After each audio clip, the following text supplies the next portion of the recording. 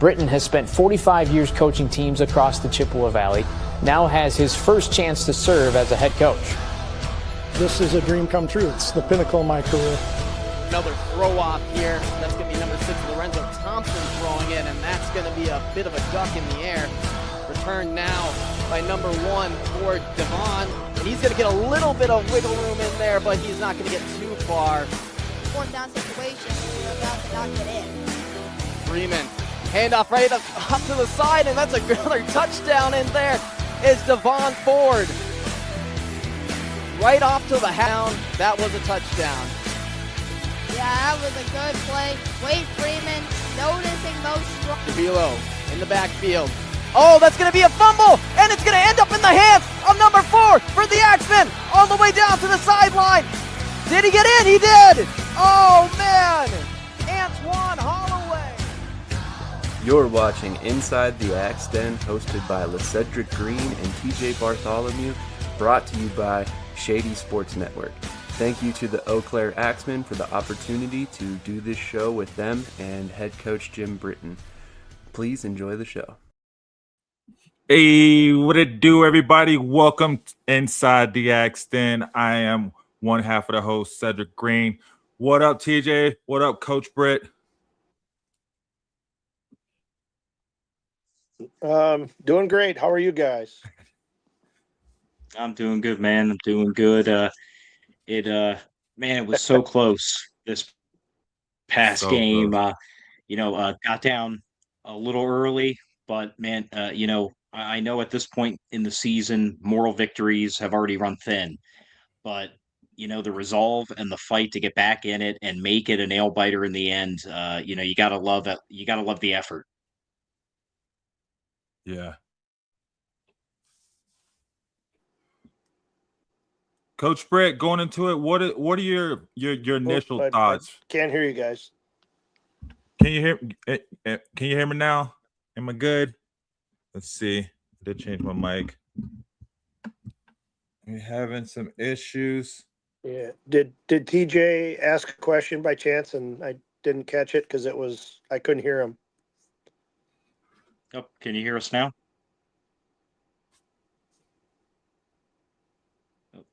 I don't know if he's hearing you, TJ. Hold on, Coach Britt. I don't hear him at all. We'll get it. We got some technical difficulties. I think basically what it's saying is, how are you feeling coming off this loss? It was a lot closer, a bit closer this time around. What are your initial thoughts? And I got to take and I'm the head coach, so I got to take the spear. But at the end of the half there, Harrison, my OC, asked in the head cell, what should we do? And we could have knelt and got out of the half. And I told him, hey, whatever you think. And it just ended up being, I think it was a pick 6. So that's on me.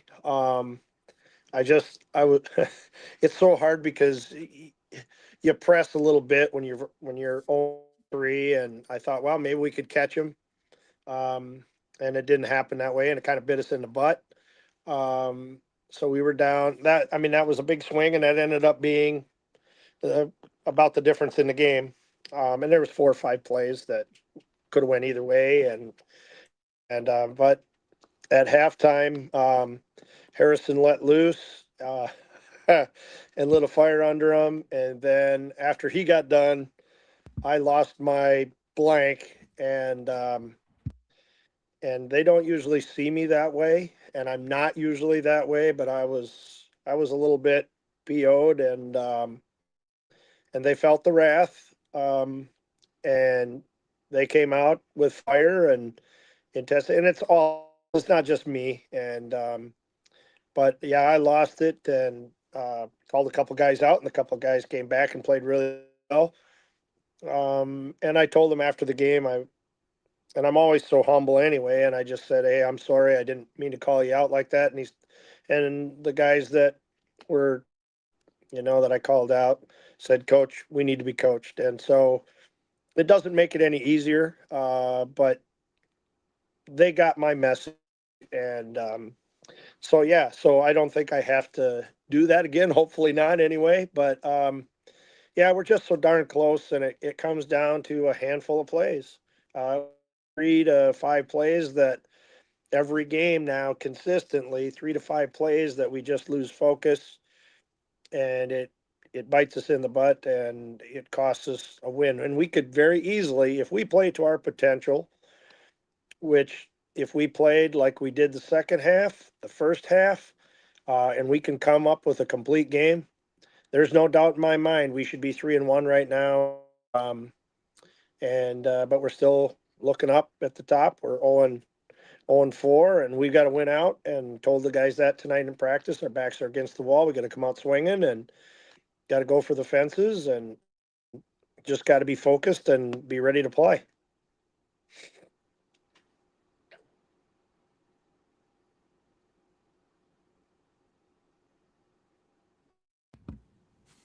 That's true. That's true. And like I Investment said, real quick. oh, go ahead, TJ. Can you hear me now, Coach? Yeah, it's a little in and out, but yes. Okay. Just doing a mic check quick.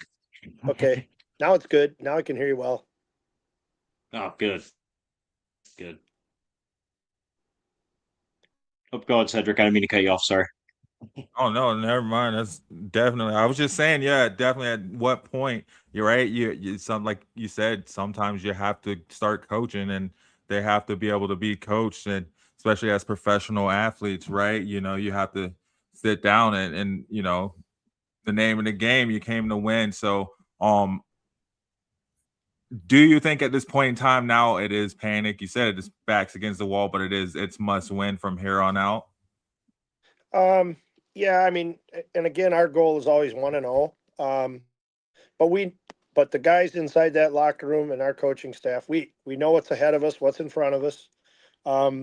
We know we got to climb the mountain, and it goes step by step. And the guys felt real bad, obviously, and I'm not a selfish person, but they said, Coach, we just want to get you your first win at home, and it's just not meant to be at that time, and we were just so darn close. But I know when we tied it up there, and I thought, oh, we got the ball back, and we're going to score, and then they came back and scored. It kind of took the wind out of our sails. It was a gut punch, no lie, but I'm just proud of the guys in that locker room. And I told them this yesterday at practice. There's not a of them in there that I would trade, and I think I brought this up last week. There's not one of them in that locker room that suits up that I would trade for anybody else in this league. And I guess I'm such a player's coach. I just love my players and that. And so, we just had the injury bug. It's been horrible this year. And I don't know, just if it happens to us or it happens to all the other teams, but we're down. Oh man, we're going to probably have 5 or 6 guys that we normally count on are going to be inactive this week.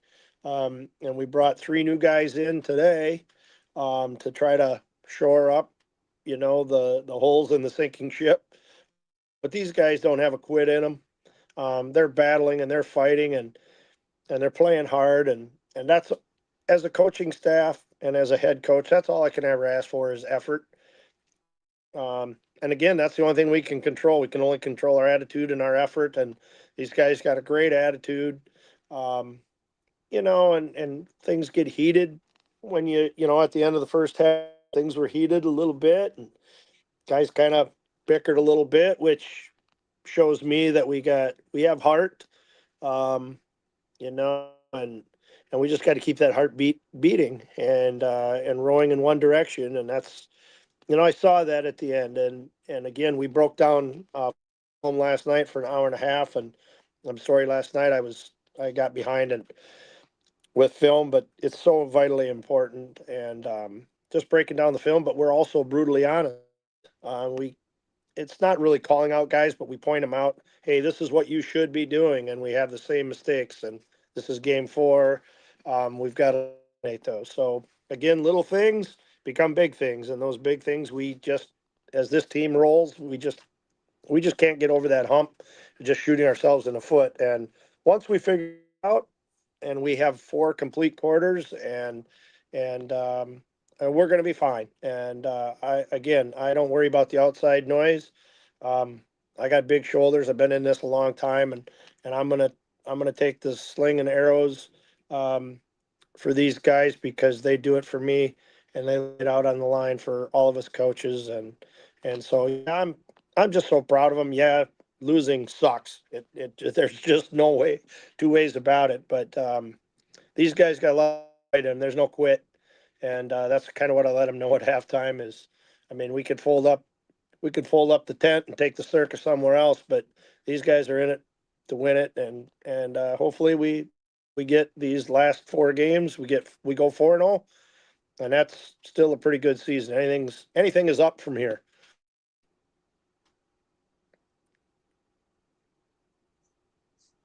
Yeah.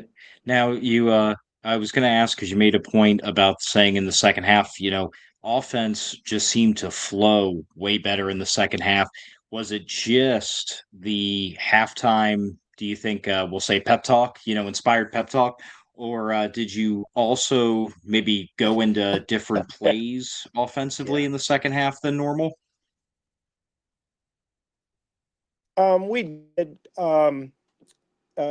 And Harrison is again. I give my kudos to my coaches. Um, Harrison is an offensive running backs coach at the university, and he and I had a discussion yesterday, and I just didn't want him to feel uh,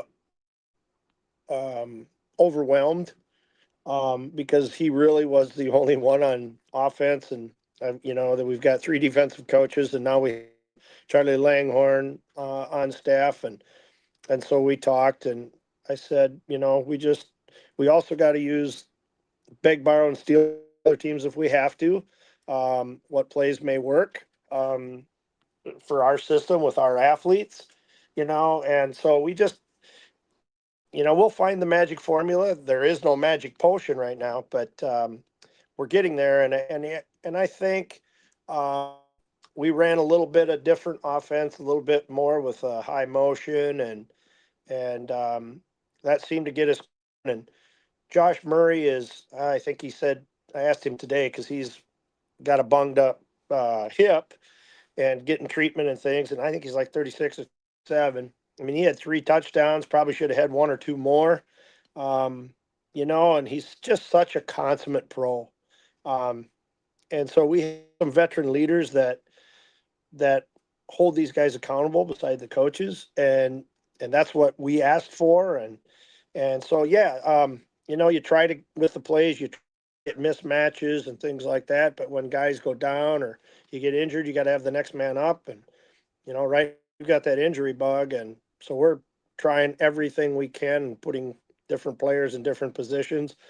Sometimes they play out of position, just to kind of help us get over that hump. But we're just going to keep playing and let the chips fall where they may. But yeah, we picked it up the second half, and I don't know so much our pep talks, maybe, but I think they finally realized that the head coach and the other coaches have a passion for this game, and that passion came out. And I told them after the game, and I told them yesterday and today, I shouldn't have to get that upset at you, but on the same token, now they know that there is that line that coach can blow a gasket, and again, it's very rare for me, but I did, and so yeah, I think that maybe lit a fire under their butt, but again, we just got to put 4 quarters together.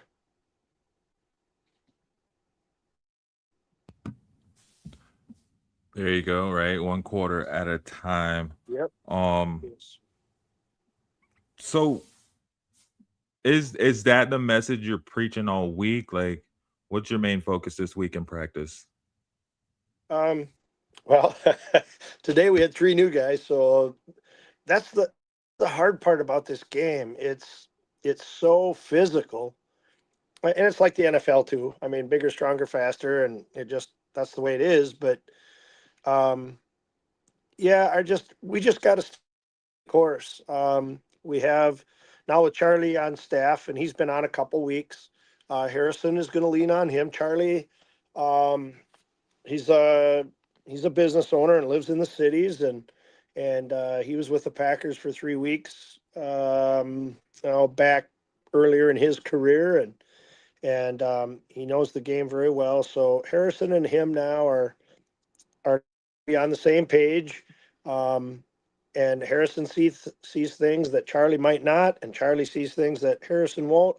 So those two now will be scheming together, formulate their game plan, and then they'll involve Malik, our quarterback, in what plays he likes, what plays he doesn't like. So he'll also have ownership in the game plan.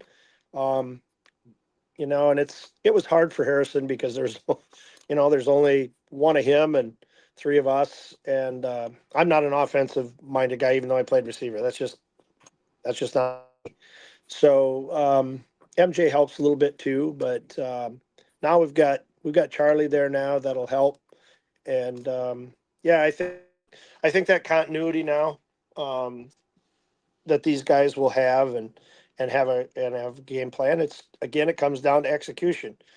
You could have the greatest plan in the world or the worst plan in the world, but if your guys can't execute, it doesn't matter anyway. So this week is probably going to be like a crapshoot with the injuries. We're plugging guys in and out, and we probably got 1, 2, 3. We might have 6 or 7, maybe 8 possibly injured guys, and probably 4 or 5 of them are going to be inactive this week. So that it's a dent, and it's tough. It's a tough sled to pull or hoe, and we'll get through it. All the other teams, they don't give a rip. They don't care about your injuries or your woes. We just got to find a way to dig ourselves out of the hole and put a complete game together. All 3 phases: offense, defense, special teams, and hopefully we get a win this week, because the Goats are a really tough team. Yeah, I mean, going into this week, you guys just came off of a last second battle.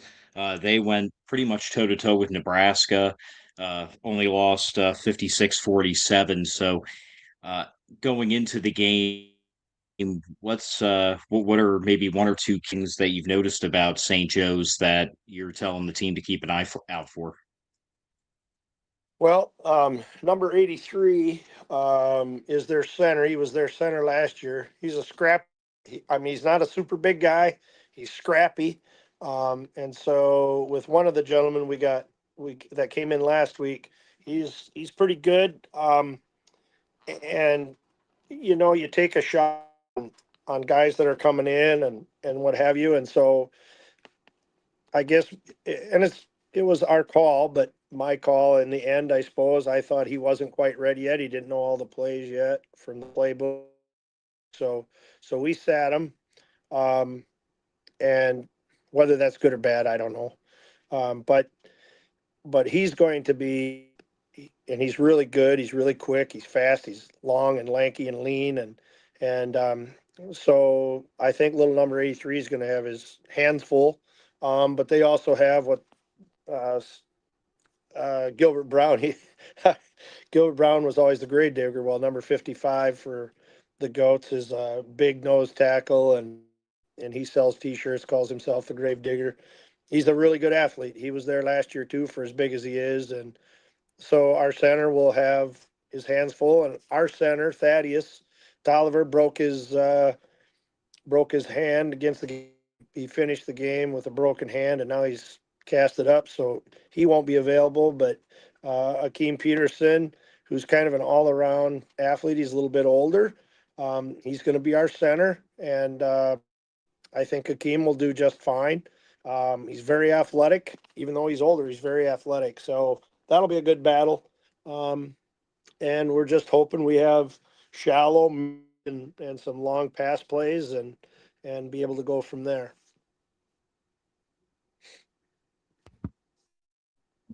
Nice. Got a question in. Shout out Brian Mathern over on Facebook. Thanks for checking in, man. He asked, what will the playoffs be like? Will it be the best 4 teams overall or top 2 teams from each division? Okay. It Is that is questions the for me? top 2 from each division. Yes. Okay. Yep.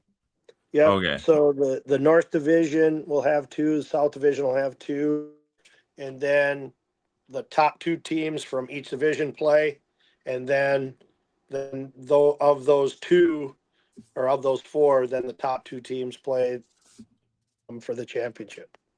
Nice. Well, there you go, Brian. Thanks for watching. Yep. And so we have. Oh, yep. Yeah. Thank you for watching. Appreciate the support.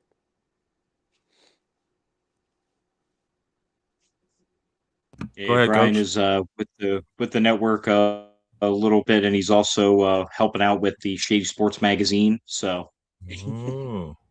probably asking Ooh. questions to help write the articles for this month. So There we go. Cool. If he's got more questions, feel free to ask. Shoot. He says he's not a Memphis fan, but he keeps talking about Memphis, so he might be a Memphis fan. We'll see. no, he is a Monroe. He's not a Memphis but fan. Since they lost, Is it he was an- part of a bet. Oh, okay. Well, Brian, hey, why don't you become an Axe Men?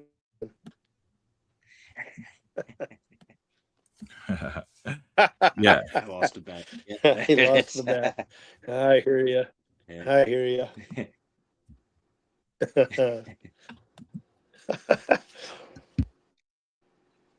Yeah. Oh, and then we play the Goats home and away. So if we Mhm. if we happen to beat the Goats Saturday, then we have. You can turn it around. Yeah. So then we've got the Siege coming. We have to go down to the Woo, and then we have the Goats to finish out the season. So in reality, if we go 4-0, it could, if we take care of business this week, it can put you right back in it. That's the thing. And then, and I like our chances because, it's hard to always beat teams more than once, and Mhm. obviously NFL, sometimes you might catch them 3 and 3's the charm, but if we play a complete game, we can beat anybody. And we've heard that throughout the league. So from head coaches, and our guys just play hard and just had some bad luck, but hey, sometimes bad luck turns into good luck, and I'm going to start carrying a horseshoe in my pocket.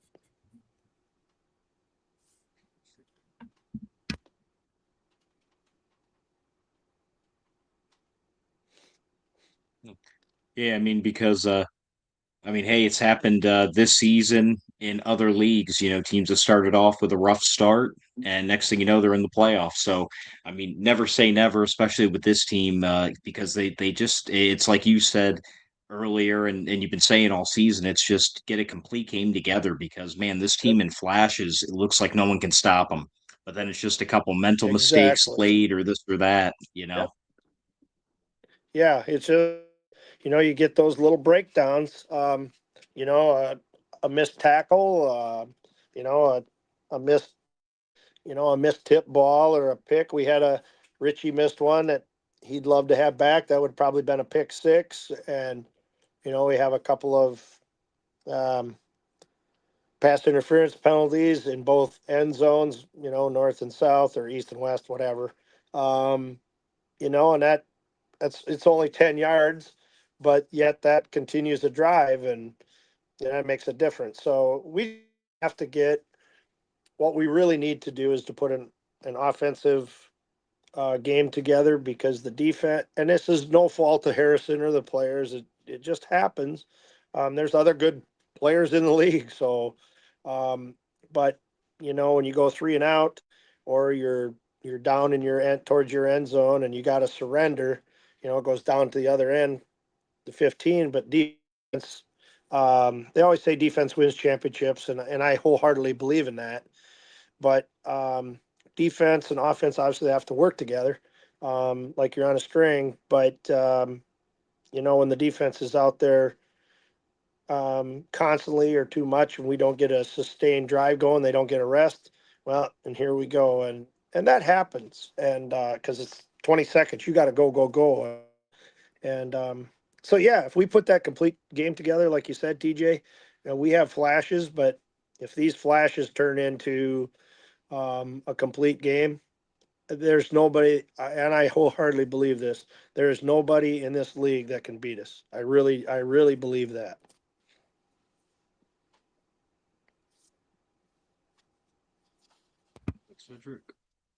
There you go.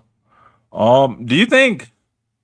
mm, I mean, I haven't seen your playbook, but do you think maybe a more simplified playbook could help something like that, where maybe like one, one or two go-to plays that you just have ready to go, or is that? I mean, I'm sure you guys probably have something like that already. We do. We just haven't had the situations per se to do it.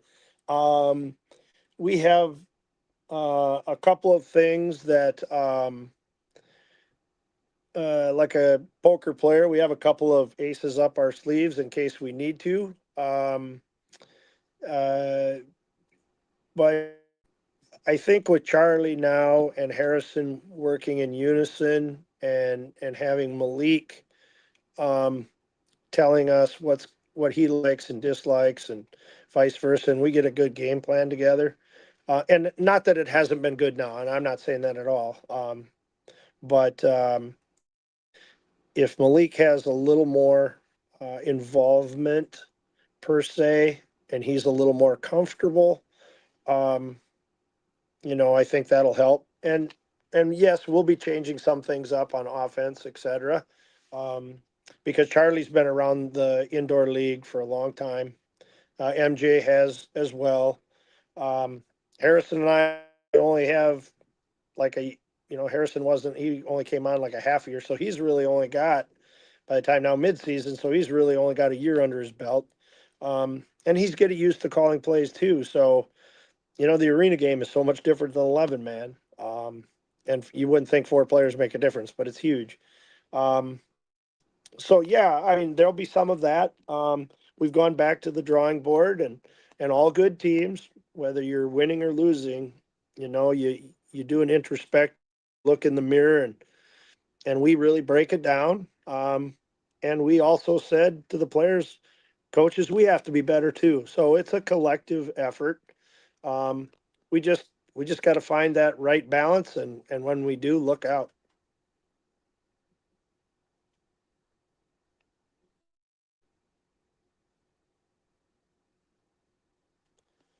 Yeah, and now looking not just to this game, but like you touched on, you face the goats again, you see the Woo again, and really just Nebraska. I mean, even Oh, in he's cutting out. say, go 4-0 or 3-1 in those games, we could still sneak into that second spot in the playoffs in the division, correct?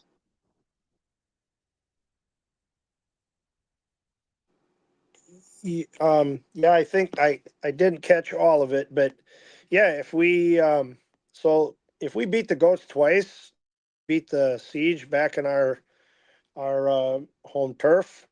We were in that game too. We were ahead actually. And then we just had mental mistakes after mental mistakes, and we're getting better at that too, and not shooting ourselves in the foot. And there's more accountability. Not that there wasn't, but there just seems to be more accountability. And guys, we don't need to press. We just got to let chips fall where they may. But you got to go out there, have fun, just keep playing every play. Every play is a new play, and you make a mistake. Hey, we can't worry about it. We got to let it go and go from there. And now we're in that mantra, next man up, because of the injuries. So there's such a lot of fight in these guys, and they're prideful, and they always say teams go, your coach goes, but um, I've got a great coaching staff, and I've told you guys that repeatedly, I think every week. Um, and it's not that they're not working any less. They working just as hard as our players, and we always say hard work beats talent when talent doesn't work hard. So we're working our tails off, and hopefully that horseshoe that'll be in my back pocket comes to fruition and we get that first win. And if we get that first win, man, winning really turns things around, and they just need a taste of victory. Um, and I've got some extraordinary players in that locker room, and they always give that little extra. And we talked about that too last week. Anybody can be mediocre, anybody can be average, but the extraordinary people give that little extra. And these guys are giving me everything they got. And I shouldn't say me, we. They've given us everything they've got. And so we're just going to keep moving forward. And, sometimes, even though you work your butts off, sometimes you have that down season. And, we're not looking forward to next season yet. We want to finish this one and want to finish strong and let the chips fall where they may. And maybe yet we still get in the playoffs. And that would be, then I really like our chances. Right? It's any man's game once you get to the playoffs. Yep. With 2 more home games left, what's your message to the fans? The fans, well, it was, we had a little change of plans because the one plan of the youth football, flag football thing kind of fell through just simply because it's summer vacation and kids play baseball, etc. So, but we had some other things in our hip pocket that they could do for things, but they were like super loud. They were at first half, they were kind of quiet. And we didn't give them a lot to cheer for. But then that second half, man, they're our 8th man, and it was crazy in there. We didn't have many fans as usual, but we were competing against Summer Jam, which is a big music fest here now, 2 years old. And then we had an express baseball game at the same time. So, you're kind of splitting that pie 3 ways. But the fans we had were amazing. And I finally got to I finally got to see my daughter and son-in-law for the first time since I don't even know. Well, we didn't see him at Christmas or Thanksgiving. So she got married September 12th last year. So that's really the first time I've been able to see her since September. She's an ER nurse, and so that kind of eased the pain of the loss. But and she's such a football fanatic, and so is Nick. And Nick is, and I don't know if I told you guys, Nick was an Olympic alternate ski jumper. And in Eau Claire, we have a 90-meter jump, which is hopefully going to be under renovation. Then I got a 55-meter and a couple other ones, and that's in the backyard of Nick's house up on top of the hill. And that's like the best ski jumping area in the country. So, Nick is such a competitor too, and they complement each other, and it's just nice to have family. And there's husbands on our team and fathers, and Father's Day, and so when you look at the big scheme of things, yeah, a loss is a loss, and it hurts and it stings, but yet after we take the uniform off and stuff, we have to be dads and have to be good character people. And we got 18 to 20 character people that put on that uniform, that Axe Men uniform, every Saturday. And can't thank those guys enough for all the hard work that they put in, and coaches.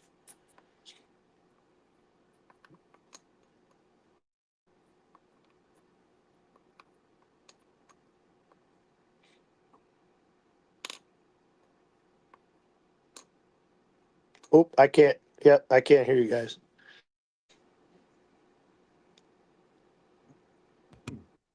Oh, Can you TJ, hear me were you now? talking? Oh, Yep. there we go. Now yep, we now I can. can. Yeah. There we go.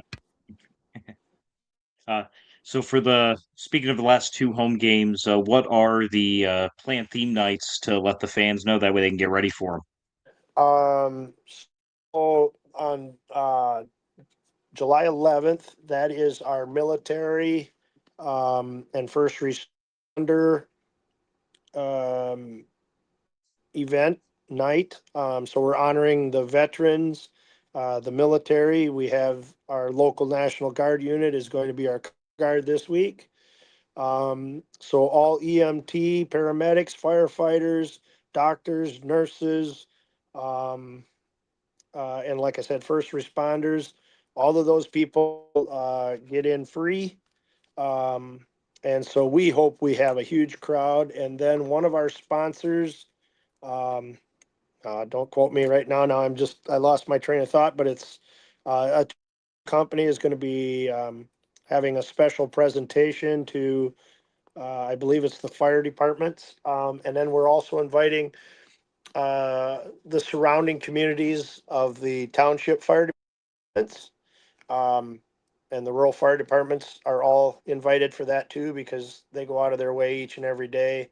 Um, they're into danger and not running away from it, and their lives are always on the line.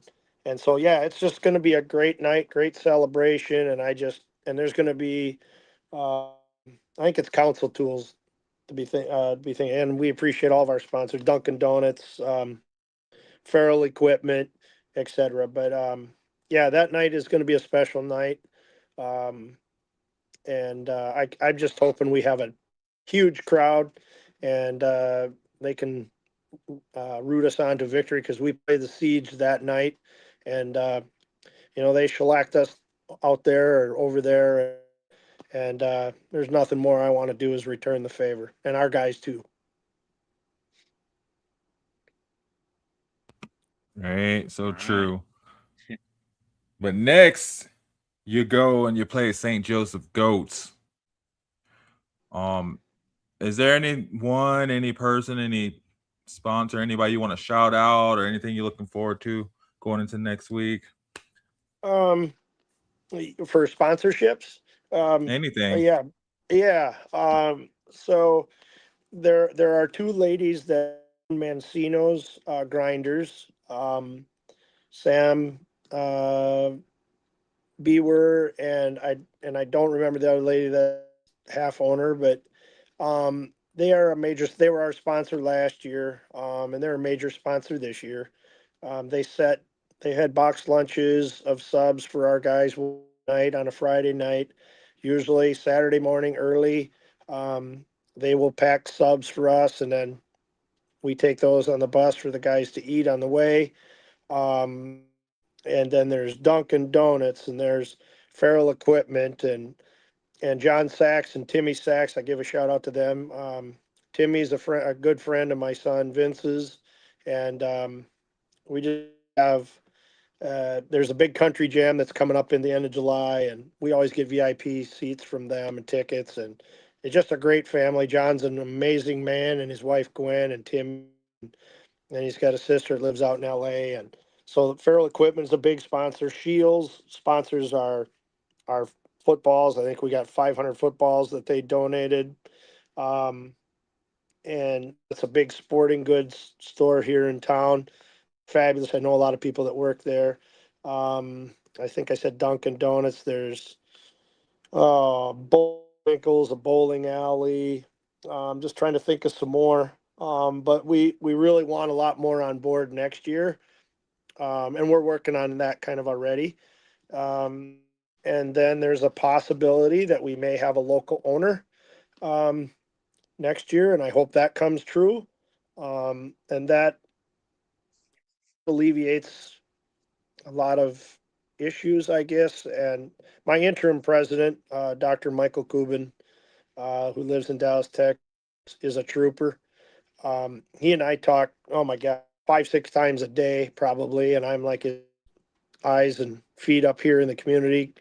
And so we're always working on things and how we make it better. And then we got Rich Main and our athletic trainer, Grace Studigen.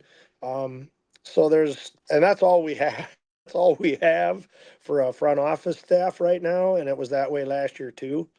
But having somebody local own it again, that has a vision, that knows business, we're really looking forward to that, because it just makes everything that much better, that much smoother. And then I feel like I can truly coach then, because there's a lot of outside things that, after 46 years, and then I take over a head coaching job. And there's all the other intangibles that you have, and until you're in that position, you don't really think about it that much.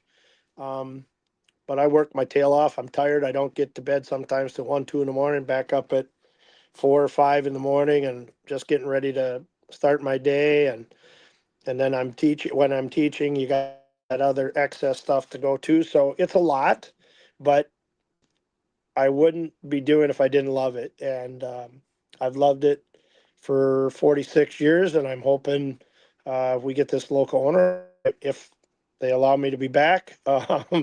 Never know how this business goes, but I just know, being the first head coach, and I don't worry about the 0-4, or if we go 0-8, that part doesn't matter. As long as I have the character guys in our locker room and the coaches that I have, and besides the wins or losses, they become good people or good citizens or good husbands, good fathers, good boyfriends, good sons, uncles, whatever that might be. That's the most important thing of the whole thing, of the big picture. Everybody wins and loses every day. So, a loss is a loss, obviously, and it stings, but, just being a good person and being successful in life. And I told these guys the other day too, hey, these losses, they stink, but we never know what battle somebody else is facing, and just got to be able to be there to help and be a good listener. And mental health is a huge issue. We lost an officer this morning in a neighboring community, an unexpected death, which I'm not going to go into, but that happens much. And so if we help each other out and we're humble and we're kind, that's, I think, what society needs today, because everybody's at each other. And I think that's the good thing about Arena League football or any sport. It's an outlet for people just for 2 or 3 hours to just put everything away, all the struggles, all the, the payments or non-payments or whatever that situation might be, for 2 or 3 hours. You're just able to put that away. And sports has a way of, or music or whatever, it has a way of making us feel good and take away that, all the stresses of life. And yeah, it's stressful for a head coach. Yeah. Well, that's nothing compared to somebody that maybe has a childhood, or a child who has childhood cancer. That's adversity. And we've talked about that too. Losing games. Yeah. Having injured players. Yeah, that's adversity, but that's a loose term. And I've talked to you guys about that before. So this is just a part of life, and peaks and valleys, and we're hoping we're digging out of that hole and we can climb to the mountaintop. And that climb will start this Saturday, as usual, at 7:05 Central Time, 8:05 Eastern Time. I don't know if Cedric has anything else to say, but I'm just hyped up. I want to get this win against St. Joe's. So, Coach Britt, if you have any final parting words before we wrap this bad boy up. Again, thank you to you guys, and appreciate everybody out there and the questions. And I just hope there's a lot of Axe Men fans out there, and those that might be new to the game become a part of the Axe Men Nation. And like we always say, and the boys say, we're just going to keep chopping wood, and we're just going to keep coming. We're coming. We're coming. We're going to come. We're going to be relentless. Whether we win or lose, we're relentless. And there's no quitting these guys, no giving up. And so we hope our fans don't give up either. They try very, very hard on that field for 60 minutes. And so we're going to bring that road show to the goats, and hopefully we can ride those goats into the win column.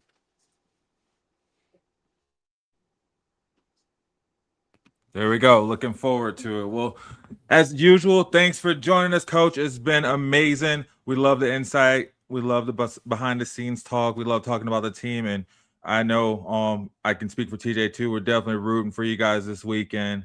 and looking forward to coming back and talking about a dub next week and putting it out there. So I sure hope so.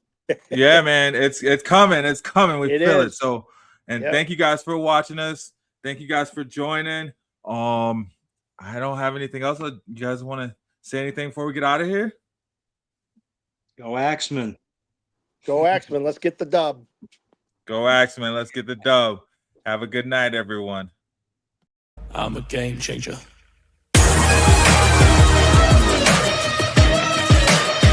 I'm a game changer. I'm a game changer. I'm a game changer. I'm a game changer.